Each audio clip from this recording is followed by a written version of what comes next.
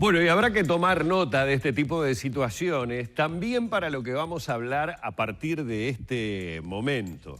Porque en toda esta situación de pandemia también tiene que ver, lo teníamos recién cuando hablábamos del caso del cardenal Sturla, sobre el comportamiento que cada uno de nosotros tiene.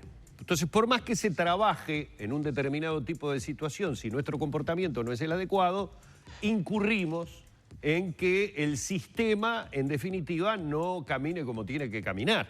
Supongo que habrá tomado nota de esto Nicolás Martinelli, a quien estamos recibiendo hoy, asesor del presidente de la República, el doctor Luis Lacalle Pou, que está trabajando en dos nuevos instrumentos, el pase verde, esto que se emplearía a nivel nacional para ingresar a diferentes tipos de eventos, y el pasaporte sanitario. Primero que nada, el agradecimiento y los buenos días, Nicolás. Gracias por estar aquí en Arriba Gente. Por favor, gracias a ustedes, buenos días. Bienvenido. Y encantado de acompañarlos una vez más. Hagamos la diferenciación. Pase verde de pasaporte sanitario. Uno, para el ingreso a eventos. El pasaporte sanitario tiene que ver con el tema de los viajes. Se está trabajando ya pensando en la forma en que vamos a implementar. Y esto lo digo fuera de broma. También vamos a tener que contemplar en esto del pase verde este tipo de situaciones, de cómo una buena intención de ir barrio a barrio con la vacuna puede generar también, por el comportamiento de la gente, situaciones como esta. Es decir, que haya lo que habitualmente podemos denominar como avivadas. Las puede haber en el pase verde y en el pasaporte sanitario. Correcto. Lo primero es saludar bien tu diferenciación, ¿no? Una cosa es el pasaporte, que se está trabajando para las salidas de uruguayos que después quieran reingresar, o para el turismo también, aquellos que estén vacunados y que cumplan con determinados protocolos, en este caso de un hisopado de 72 horas, que después ingresen al país, no van a tener que hacer cuarentena. Y después, por otro, es lo que tú bien llamabas pasaporte verde, pasaporte responsable, pasaporte libre, todavía no tiene nombre, a mí me gusta llamarlo pasaporte responsable, que es cómo nos vamos a mover acá adentro. Bien. Y ahí venimos trabajando con un equipo del Ministerio de Salud Pública y un equipo de AGESIC, que es la Agencia de Tecnología e Información del Gobierno, junto con un equipo de presidencia, para de alguna forma moldear cómo sería el instrumento de pase responsable. Lo primero que hicimos fue conformar un equipo dentro de Salud Pública, mejor dicho, 3 equipos. Uno de ellos trabajó en lo que tenía que ver con estudiar los posibles puntos de cuidado. ¿Qué son los puntos de cuidado? Es donde se podría vender los test de antígeno rápido o autotest, y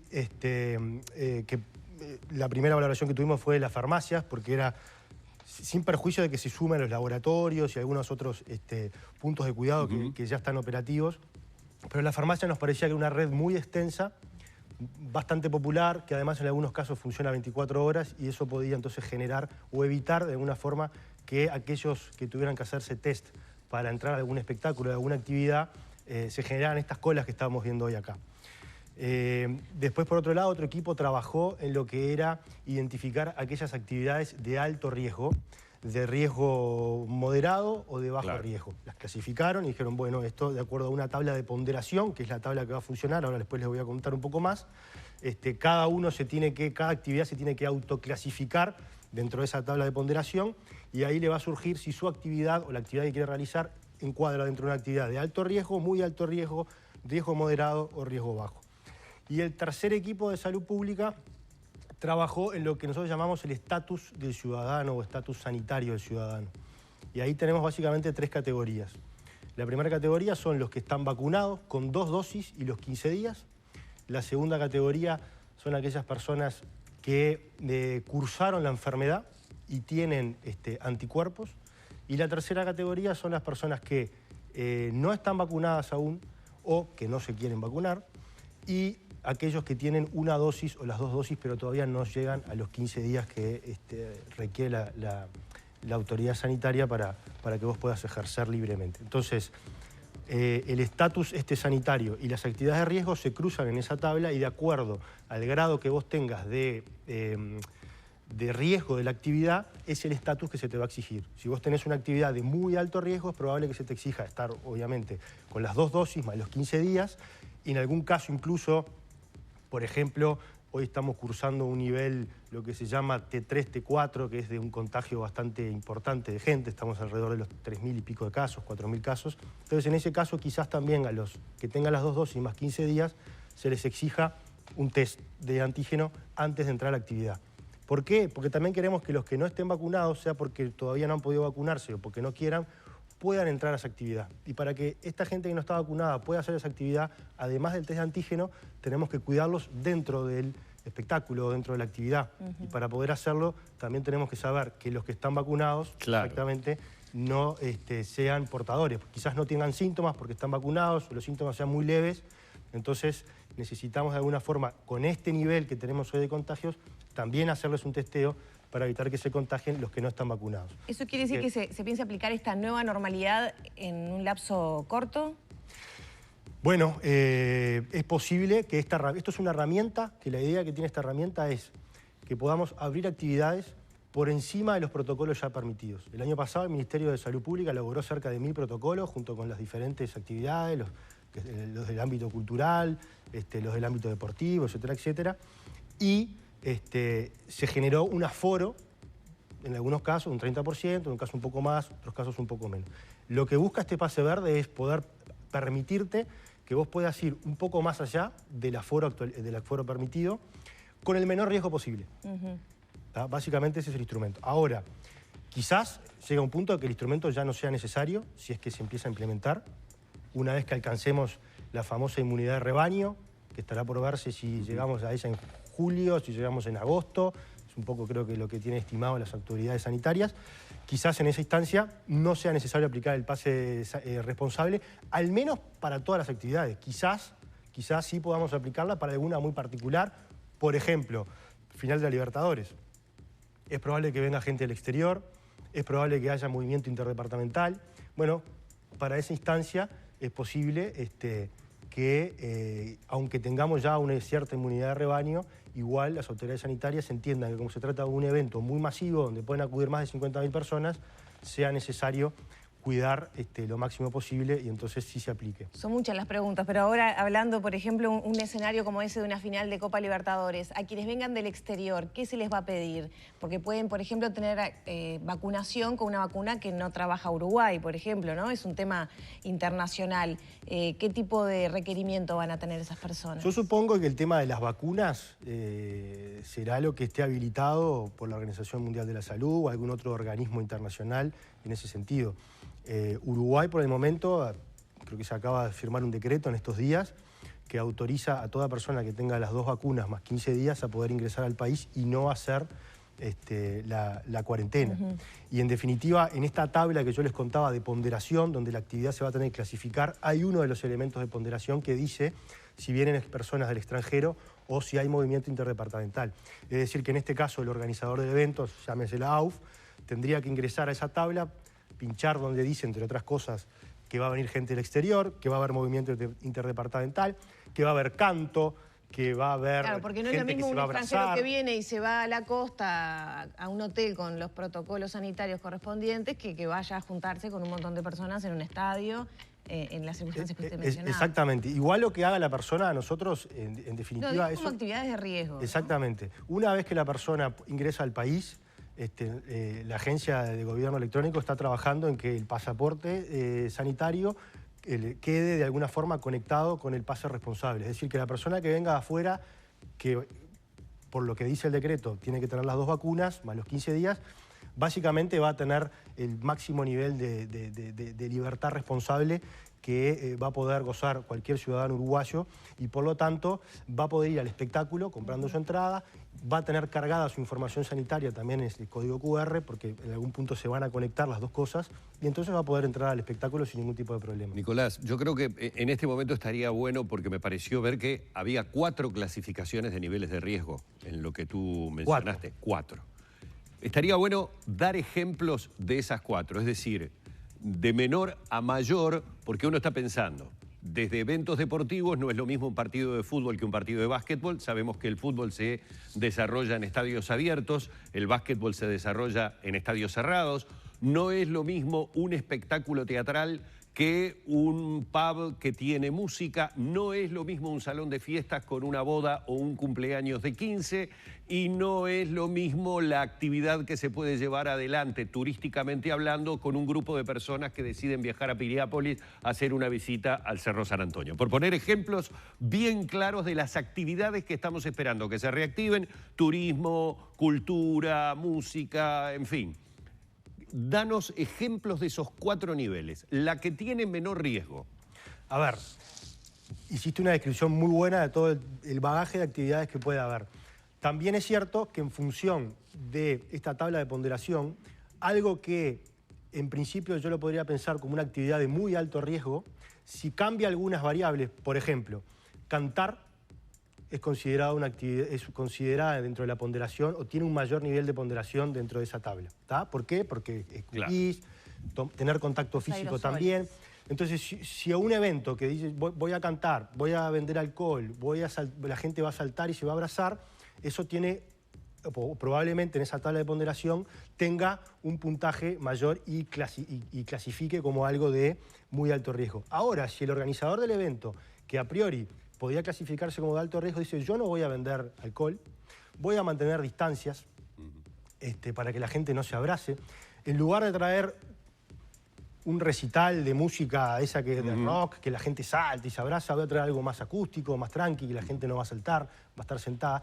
Ya ahí le puede llegar a cambiar la categoría. Bien, es entonces, un buen ejemplo. Va a depender, incluso una boda, mencionabas un casamiento. Sí. No es lo mismo la tabla pondera si es algo de 50 personas, de entre 50 y 200, si es más de 200, si es al aire libre, si es cerrado pero hay ventilación. Si hay un montón de elementos que se ponderan en esa tabla que en función de cómo puede el promotor de la actividad ir variando, será de alto riesgo, de riesgo alto o de riesgo moderado o de bajo riesgo. Es decir, hacerse se puede hacer, lo que va a variar es el nivel de exigencia de quienes puedan participar. Ese es el tema. Exactamente, después como tú bien decís, eso se va a cruzar con el famoso estatus del ciudadano o estatus sanitario, y entonces si es una actividad de muy alto riesgo, automáticamente a vos te va a llegar una notificación que te van a decir tu actividad clasifica como una actividad de muy alto riesgo, por lo tanto lo que tú tenés que exigir a las personas que acudan es este estatus sanitario. Si es una actividad de muy bajo riesgo, probablemente tengas una autorización prácticamente automática y no tengas ningún nivel de exigencia. Claro. Puedas hacerlo incluso respetando los protocolos y las medidas sanitarias, las clásicas, el tapaboca, el distanciamiento social, y jugarse las manos con alcohol en gel. ¿El teatro en qué nivel está? Digo porque estamos hablando generalmente de espacios cerrados. A ver, las salas teatrales uruguayas no se caracterizan por ser numerosas. Tenemos solamente 3 o 4 salas con una importante cantidad de butacas. La media de las salas uruguayas está en el entorno de las 90, 80, 100, 120, 130 localidades. ¿Podrá trabajar el teatro con aforo completo o tendrá igualmente que mantener un aforo reducido con las condiciones que se le pidan? ¿Es de alto riesgo? ¿No es de alto riesgo? Hablo por el espacio cerrado, ¿no? Bueno, un poco en el juego ese de categorizar a ver cómo caería un evento cultural, según lo que yo te decía, lo que tú pongas, podría caer en una actividad de muy alto riesgo o de alto riesgo. Bien, o sea que se por mantiene de las personas dentro de y las depende riesgos. un poco de las características del espectáculo también. Dependería de las características del espectáculo, exactamente. Si estamos hablando de una sala con más de 200 personas, si estamos hablando de una sala donde va a haber contacto, probablemente caiga en muy alto riesgo. Si estamos hablando de una sala menos de 200 personas donde no va a haber contacto, probablemente pueda caer en la categoría de alto riesgo nada más. Nicolás, me comunicaba desde producción que hay muchas dudas de los televidentes sobre los test que se van a hacer. Sí. ¿Cuáles van a ser las características de ese test rápido que se van a poder comprar en farmacias o quizá en laboratorios, costos y qué características tiene ese test? A ver, el test se va a poder comprar en la mayor red posible que nosotros podamos implementar. Los laboratorios ya están. Habrá que ver otro tipo de las policlínicas, las farmacias y cualquier otro punto de cuidado, como le llamamos nosotros, que permita que se puedan hacer eso. Y acá tenemos, fuera de lo que es el PCR tradicional que todos conocemos, tenemos o vamos por dos modalidades de test rápido. Una es el famoso autotest y la otra es el test faringonasal, que es parecido al PCR, que requiere que alguien te haga la técnica, pero el resultado, a diferencia del PCR, lo tenés en 15 minutos. Lo mismo con el autotest. En el caso del autotest no habría ningún tipo de inconvenientes para que las farmacias lo puedan empezar a vender. El único inconveniente que tendríamos hoy es que todavía no hay ninguno validado por el laboratorio del Ministerio de Salud Pública. O sea que hay un par que están en proceso de validación. Ese funciona con saliva, ¿verdad? Ese funciona con saliva. Una vez que o se apruebe, si es que llegan estos que están evaluando en el laboratorio, si es que llegan a los niveles estándar que está pidiendo el Ministerio, podrían rápidamente ponerse a la venta en las farmacias o en los puntos de cuidado que el Ministerio entienda pertinente. En ese caso, la persona iría, se haría el autotest y alguien de la farmacia o alguien del laboratorio o alguien del lugar del punto de cuidado debería fiscalizar el resultado para después poder subirlo a la nube, digamos, a la web, y de esa forma generarse el código QR que va a contener la información del resultado de esa persona. Después de ahí la persona se va a realizar el evento que entienda pertinente. Y en el otro caso es prácticamente el mismo sistema, la única diferencia es que se necesita a una persona que te haga el hisopado, y entonces por eso es que en el caso de las farmacias es un poquito más complejo. Estamos viendo alguna modificación normativa para poder permitir que las farmacias también los puedan hacer. Nicolás, yo sigo pensando en aquellas actividades que han estado completamente paralizadas, ¿no? Y para que se entienda la pregunta, el retornar con la posibilidad de un pase verde es la posibilidad de trabajar, pero esas actividades tienen características especiales. Voy a poner el caso de una fiesta. Las características especiales, entre otras cosas, incluye la extensión de la fiesta, el horario. Es decir, sabemos que una boda, que un 15, que es lo que los salones de fiesta están esperando poder reactivar, además de tener todos esos componentes, más allá de que sea catalogado de alto riesgo, también requieren de una determinada extensión horaria porque hay una serie de rituales que se realizan. ¿Se está pensando entonces que también con ese pase verde y con esa calificación de muy alto riesgo, vamos a suponer que es la más alta de todas, los horarios se extiendan? Es decir, pasemos a una cierta normalidad en donde el boliche que decide tener música pueda extenderse porque la vida nocturna empiece a tener más allá de las 12 de la noche. A ver, tú bien usaste una palabra clave que es la normalidad. Un poco lo que busca el pase verde es eso, es tratar de volver a la normalidad o a la nueva normalidad con las mayores garantías posibles. Entonces, si yo para una boda, volviendo al ejemplo de la boda de casamiento, voy a pedirle que a todos los invitados que tengan las 2 vacunas o tengan un test de antígeno, aunque no estés vacunado, el riesgo que yo voy a tener es prácticamente mínimo.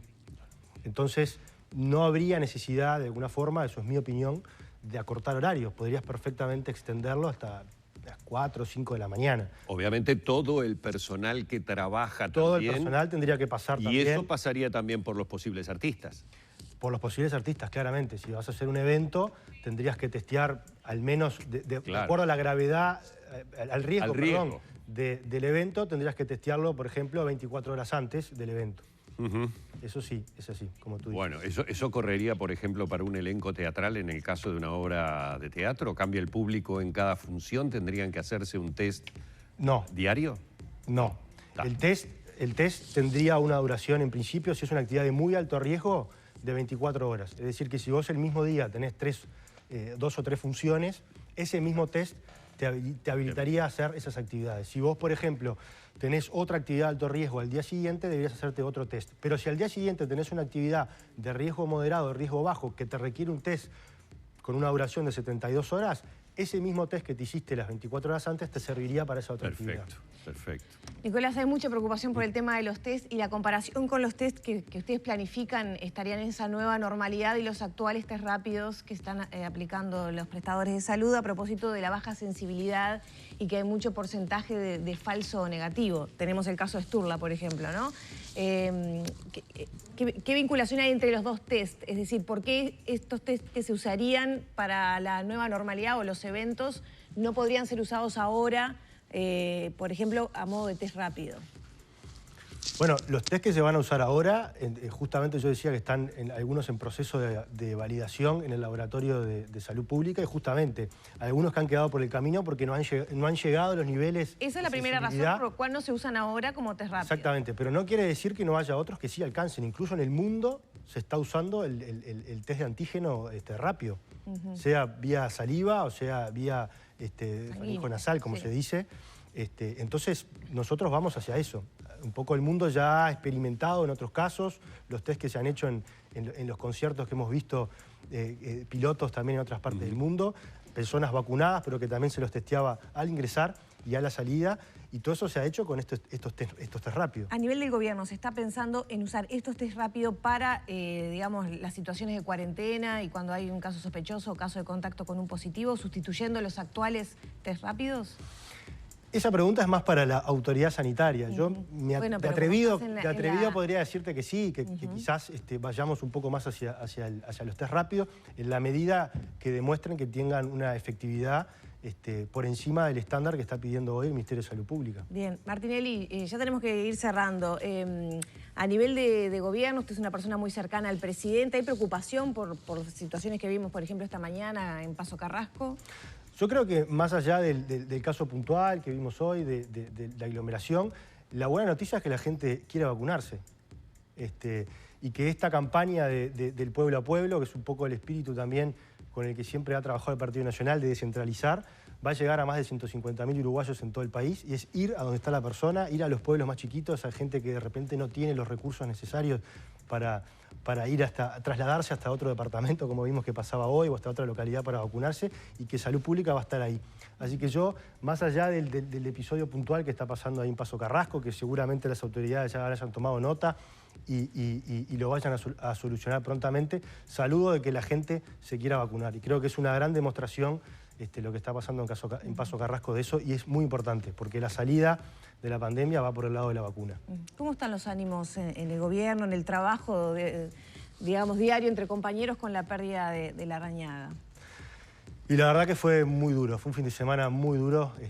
También la pérdida del secretario Delgado, Félix, que trabajaba en Torre Ejecutiva con ustedes. Para toda la familia nacionalista, Félix, un compañero de 5 años en el Parlamento y luego ahora en Presidencia. Ayer estuve con el secretario de Presidencia, estaba todavía muy afligido, muy dolido. Lo de Jorge también, un golpe durísimo para el gobierno y para el país también.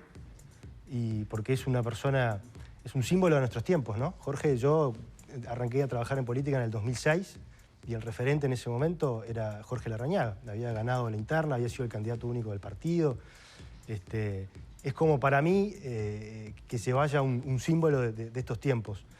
Y también, además, el fin de semana tuvimos el episodio de la diputada de Soriano, que se cayó por las escaleras.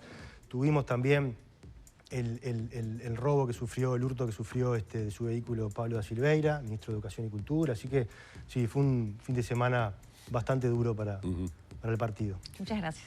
A ustedes. Muchas gracias, Nicolás. Hemos estado dialogando con Nicolás Martinelli, asesor del presidente de la República, el doctor Luis Lacalle Pou, en la mañana de Arriba Gente.